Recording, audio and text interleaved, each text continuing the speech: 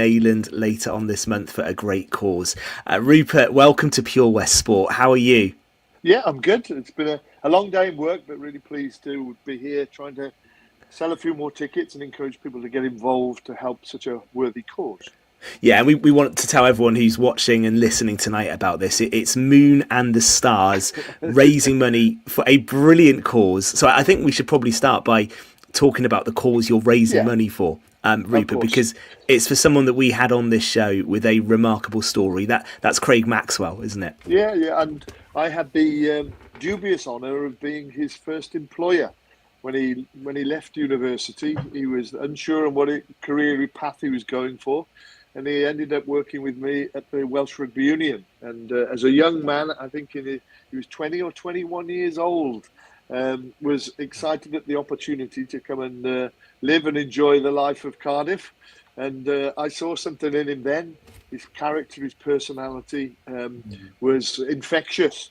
And we've been friends 20 years from that day forth. And he did a great job for us at the Welsh Rugby Union, and he went through and got promoted all the way to the top of the head of commercial, and then went to Six Nations and was doing a remarkable job. But unfortunately, just over a year ago, a couple of years ago actually, he got diagnosed with a rare genetic incurable form of lung cancer, and he was 40. And unfortunately, it's a terminal disease, but he attacked it with the bravery that only he can, and supported by many friends and his very wonderful family, has raised an amazing amount of money in that first year of diagnosis, 1.6 million, remarkably, to help fight the early diagnosis of cancer. This is all about a blood test, and if they can raise this money, and it's now, the 1.6 million is now in every health board that you get this test done, so that you're catching this particular type of cancer early, and then you're able to hopefully get cured. Unfortunately, it wasn't around when Craig needed it, and he didn't have that diagnosis. But this time round, I helped him when he did a round Wales coastal path walk, which was 26 days. I didn't do the 26 days. He walked, he cycled, and it was 780 miles. And if you've got an incurable form of cancer, to even consider that is bonkers. And he is a bonkers, brave individual. But he did it, and along with 450 other people walking and fundraising along the way, raised that over £1 million. And then this time round, he's just finished his 5th chemotherapy session. So he goes in rounds of chemo, and he decided that he wanted to row 72 miles from Tenby to Cardiff, which is no mean feat. And 72 miles is a lot, but when you're rowing, it's at least 4 or 5 times that when you're also got that disease.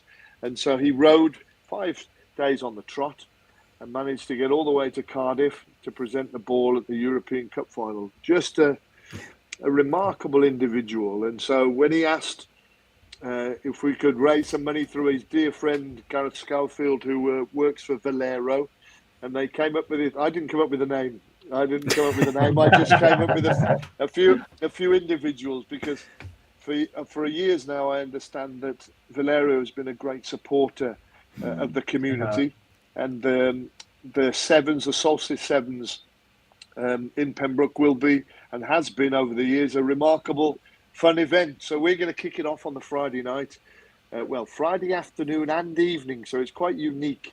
We're going to have Ken Owens, who went on the Lions tour in 2017 and 2021, 91 caps for Wales. We've got Lee Byrne, who played 46 times for Wales and went with the Lions in 2009. And then the inimitable, one of my best friends, Robin McBride, who went with the Lions in 2001, a tough, rugged North Walian, 36 caps for Wales, are going to be quizzed by me and the audience. So we're kicking off in the afternoon about 3:30, and then going into the fact that we got big screens in the Neyland hub, and we're going to watch the Lions' first game against Argentina, which is in Dublin, kicking off at 8 p.m. So it's going to be an afternoon and evening of fun and frolics and a little bit of rugby too. It sounds amazing. It sounds a really, really special evening for a special guy. Listen, I'm going to let the guys in the studio jump in with some questions because I know they're desperate to. Go on, Fraser. Yeah, Rupert, welcome to the show, and great to hear that description there. I'm sure it'll be a great night in Neyland. As for yourself personally, Rupert, I know you've hosted these kind of events before, you're such a well-vested public figure now, but when it is for a cause like this, which is really so heartwarming, something heartwarming that's come from such a harrowing story, really, does it mean that little bit more to you? Yeah, look, he's a special individual, and as I say, I've known him for 20 years, and he's got a very young family, a beautiful wife who worked with us as well at the Welsh Rugby Union in the commercial department, and it's so tragic when someone so young, any form of cancer, and I've been a patron of Eaton-Evans Cancer Care for 30 plus years, and I've seen some incredible situations and really tragic tales, but I've also seen miracles happen.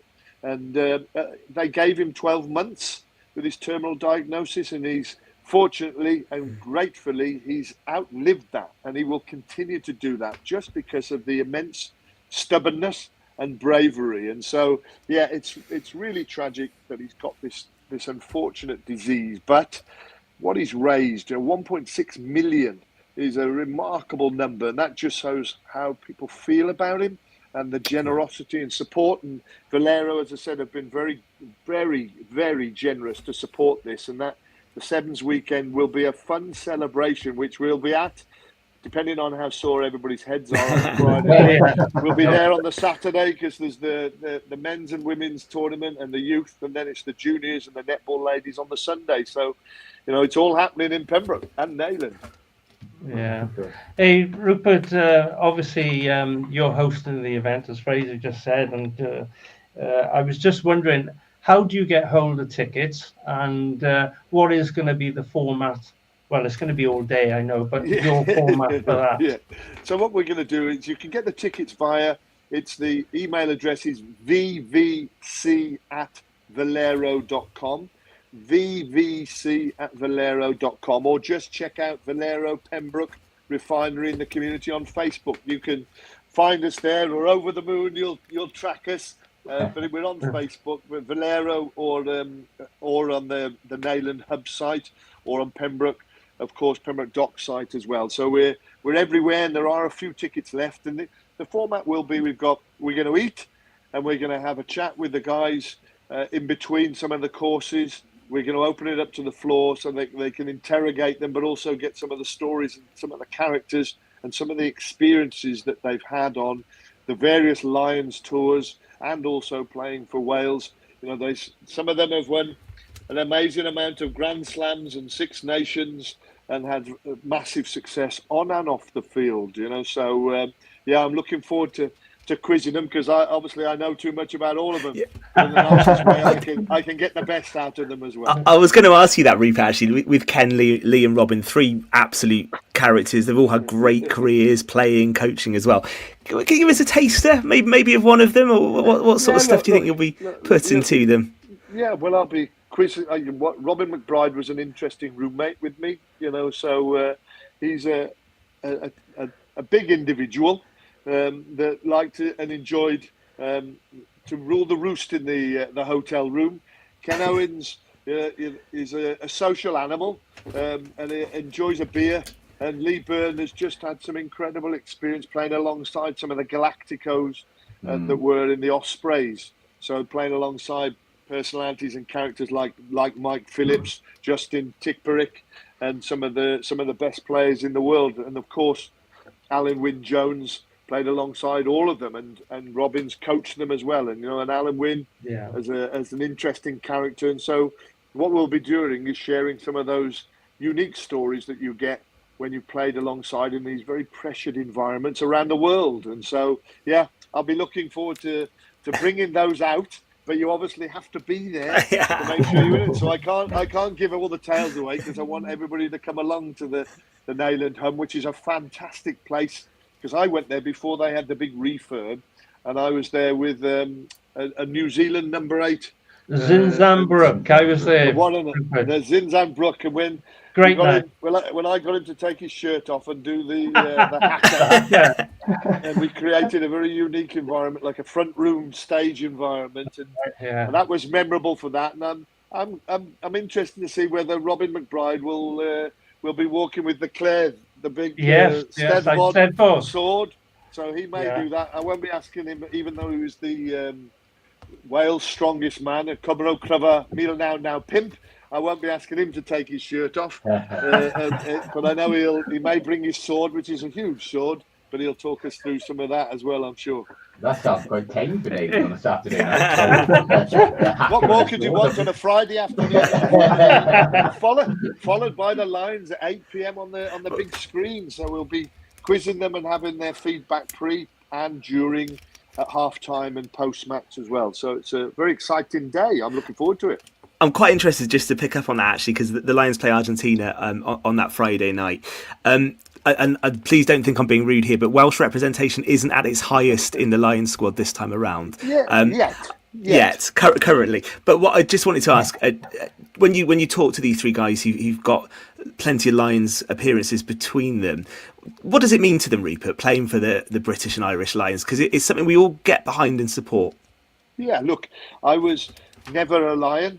I got, in 2001, they had injuries and they needed the standby scrum half, and I was the second one on the list, and they found the first one on the list, and they only found him the day before the game. So I got some gear, but never got a part of it in 2001. So, look, it's just to be considered in that group, let alone in that squad, to pull on the jersey like Ken Owens and Lee and Robin have done, is the ultimate of ultimates. I was never ever dreaming about playing international rugby, let alone as the Lions, because I wasn't very good, but I was in the right place at the right time, playing with a lot of good players. But look, when Ken talks about that New Zealand test, if you remember when the kickoff came and the ball bounced and a penalty was given, and Sam Warburton worked his magic and hypnotised the referee and managed to convince him to change his mind and not give that penalty. It was remarkable, but the experiences of that are so unique, and that will live on. And as Wales, we've had our fair share, so we can't be too greedy. This time around, we've got Jack Morgan and Thomas Williams, but we've had Alan Wynne-Jones, who's been on 4. We've had Sam Warburton, who's obviously captained the Lions twice in New Zealand and in Australia. So to give everybody else a chance this time round isn't bad, but there's still a few games to go before that 20th of June. And what normally happens is 4 or 5 players will get injured. We don't wish that on anybody, but the Welsh are there in the background waiting for that opportunity. Rupert, if I remember rightly, 2001, the big mistake you made was, unlike Scottish scrum half Andy Nicol, you weren't on holiday in Sydney at the time. Well, I was with Andy Nicol on that Wednesday. Oh, were you really? We were together. And he was about to walk the Harbour Bridge when he got the news that he was being called up. Yeah, well, he'd gone off into the outback. And so he'd gone into the outback, so they couldn't contact him. And Graham Henry sent Rob Howley and Neil Jenkins to my hotel to get me. And so on the Thursday, I was in. On the Friday, there was still an option. And then they got hold of him on the Friday evening. And so, unfortunately, it was actually on the Saturday morning that he appeared. Yeah, that's right. A little bit worse for wear. And I've been out on the Friday night with the team and having the experience and having the gear. But then, it was unfortunate, but I was just pleased to even be in the equation. I never realised you were that close, honestly. I knew Max Gold, I didn't realise you were on the brink. He is a talented player. There's no need for that. I'll stick up with you. I was 34 years old. If you remember, I'd come back to play for Wales in '99, and so I was an oldie at the end of my career. So I was just grateful to have a few more caps in that 99, 2000, 2001 time alongside Shane Williams' first cap and Stephen Jones' first home game. And so it was special times then. Scotland at home, I think you both recalled, weren't you? Or That's just it. After, not because Well, it was Grand Gate, but just after Grand Gate. Yeah. Well, Craig Moyer played. Craig Moyer was playing for Scotland. That's right. Yeah. That's it. Well, we were having the food on the Sunday, and they were all there. And on the Monday morning, they disappeared. And which was myself and Colin Jarvis were it was quite remarkable. We were sitting there. We couldn't understand where they disappeared to. And then they came and had a conversation with myself and David Young, and to be captain and vice captain. And Di Young pulled his calf in training, so that at one point running into that Scotland game, that if he'd failed his fitness test, that I could have been captain in Wales, which was the last time I'd done that was in 1993 in the first ever World Cup 7. So that was a long time ago. So yeah, I was 32 years old, aching and in a lot of pain, and then I could have actually been not only playing but captain in Wales, which would have been really scary. Funny enough, you said Di Young. He actually was on holiday when he became a Lion as well, didn't he? Absolutely, yeah. Wasn't he 18 or 19 years old? Yeah, he was over there on an exchange. Yeah, Australia. Yeah. Australia 87. My word. Yeah, 89. The David Campose. Rupert, sorry, just to go back to something you said there. You mentioned sevens. I'm glad you said that. Because me and Gordon discussed a lot in the studio about the death of sevens, the community game almost. It used to be such a fun day out, days in Wales. You'd be it's like Trim Sharon. We had Newport down here, and now it seems to be this very semi-professional circuit. These sides are almost put together. They're not club sides anymore. They're representative sides. They play in this poise system, this league. Kind of event like this now, which is such a goodwill event. It's localised to Pembrokeshire. Obviously, you'd accept teams from away, of course you would, but it's club sides. It's not sides that are coagulated together from the best players around the county. That can maybe revive the good old sevens tournament a little bit. Look, absolutely. And the Solstice Sevens is what it's about. It's about the community spirit. It's enjoying the occasion. The men's and the women's and the youth will be special. And obviously there's the netball on the Sunday, but I'm looking forward to the day on the Saturday. I used to play in the Aberystwyth Sevens back in the day. Just going to say that, I played in that. I played in Machynlleth, the Sean Wynn Sevens then. And it was bizarre that I played in Amsterdam. I played in Dubai. I played in Dubai in '88 when it was no grass. It was a sand pitch, and they used to spray the pitch with oil and roll it. And so I played with a guest team. We were guests playing for Leicester, and myself unfortunately with the number 8 that passed away last week, Mark Jones. Who was a 6'5" large individual, and myself and Mark Jones went to play with Leicester in Dubai, and it was painful. It was painful on sand, as you can imagine, as the sand broke up during the tournament. It was quite challenging, to say the least. But I loved playing sevens. I went to Hong Kong with Wales and with the Barbarians, with the likes of Will Carling and Mickey Skinner and Jerry Guscott. And I really was thrilled to be a part of that. And then Captain Wales then in the sevens. I'll tell you a little funny story, Rupert. I actually played in the Aberystwyth Sevens with Llanelli in 1982, and we went on to win it. Wow! But when I got home, a certain person who I was with, who was no longer with us anymore, unfortunately, was Peter Morgan. We're from Haverfordwest. We'd driven up there. He drove, and when I got back and looked in my kit bag, I didn't have the winners grog. I had the runners-up grog. That was Morgs taking the mickey out. You did one better than me. I played for Steve Home in that tournament on the school pitch, which is on that small little school pitch, and I think we lost.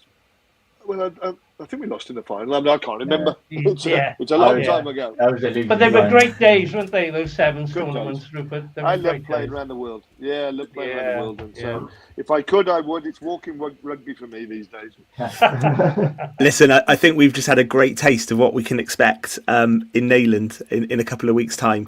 So 20th of June, Moon and the Stars, Byrne, Robin McBride, Ken Owens with you. Any special guests, Rupert, at all? And chance of anyone else? There is one or two that, depending on selection and depending on coaching timetables, we might be welcoming one or two other special individuals who want to be there to support the fantastic Craig Maxwell. And a big thank you to Valero and, of course, the Neyland Hub. So, we'd love to see a few other people there if you can and celebrate this wonderful life of this man who's still going strong and is a miracle. Yeah, absolutely right. vvc@valero.com is the email address if you would like to get some tickets for that. Rupert, it's brilliant to have you back on the Pembrokeshire airwaves with us this evening. It takes me back, this, actually. It's great to speak to you again. Thank you for being with us. All the very best for that night. It's going to be great. I hope you raise loads of money. Plenty of stories to come, I think, as well, yeah? Yeah, there will be, no doubt. No doubt. Go well, Rupert. Hope it goes brilliantly. Thank you for being with us on Pure West Sport this evening. We are going to come back for the final part of tonight's show in just a few moments.